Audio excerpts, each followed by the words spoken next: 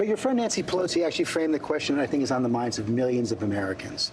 Was this a bad episode or the sign of a more serious condition? It was a bad episode. No indication of any serious condition. I was exhausted. I didn't listen to my instincts in terms of preparing, and I had a bad night. President Biden not backing down during his one-on-one interview with George Stephanopoulos of ABC News, despite many critics, including a growing chorus inside his own party, calling for him to drop out of the race. Let's get some real voter insight from a couple of reformed Democrats who had enough even before the big debate debacle.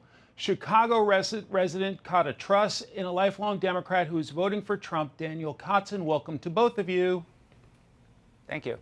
Thank you. So President Biden was asked by George Stephanopoulos the impact of the past 3.5 years on his health. I get a full neurological test every day with me. And I've had a full physical. I had, I've been at Walter Reed for my physicals. Yes, the answer is I know your doctor said he consulted with a neurologist. I guess I'm asking a slightly different question. Have you had the specific cognitive tests, and have you had a neurologist, a specialist, do an examination? No one said I had to. No one said, they said I'm good. How do you assess that answer, Cata? Well, the question on all of the voters' minds is President Biden able to continue this race effectively? Mm-hmm. As a former lifelong Democrat who has switched over to the Republican Party, I have to say, honestly, if I were still voting Democrat, I don't think I would be able to support Joe Biden. I just don't think that he is up for the job this time around. And I think that this is another example of how the Democratic Party does not pay attention to what the voters are saying. The voters are saying, we don't think he's up for the job. The voters are saying, we think that you guys should consider someone else. And President Biden seems to be emphatic about staying in this race, about going forward. He spoke about the people around him telling him to stay in and that he can do this. Mm-hmm. And I don't even understand why they would be telling him after what we're seeing. And today did not alleviate those thoughts. President Biden told Stephanopoulos he was exhausted on debate night after spending about a week at Camp David preparing. Let's play that. Was this a bad episode or the sign of a more serious condition? It was a bad episode. No indication of any serious condition. I was exhausted. I didn't listen to my instincts in terms of preparing, and I had a bad night.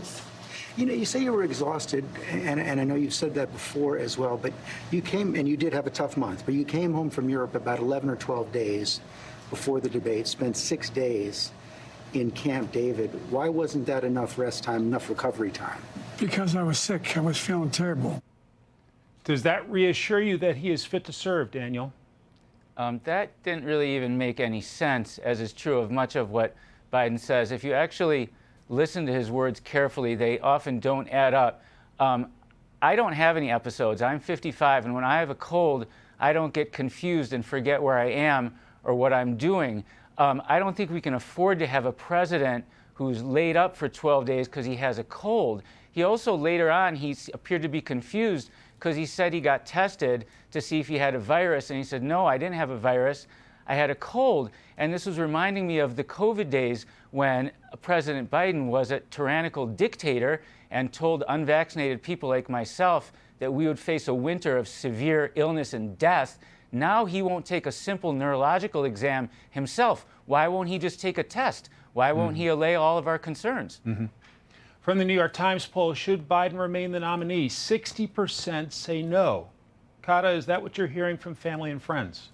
That is what I'm hearing from family and friends. And I think that what's even more scary is that people who are not sure about Biden right now will probably stay home and not show up and vote at all. And I don't see how that helps the party.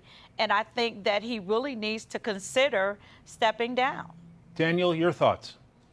I don't care whether Biden steps down or not. I just want to defeat the Democrats. Actually, Biden is the candidate that the Democrats deserve. He's a senile old liar, and everyone can see through the charade right now, and we all need to get behind former President Trump and make him president again. All right, Daniel Kata, grateful for your time. Have a beautiful weekend. Thank you. Hey, Sean Hannity here. Hey, click here to subscribe to Fox News YouTube page and catch our hottest interviews and most compelling analysis. You will not get it anywhere else.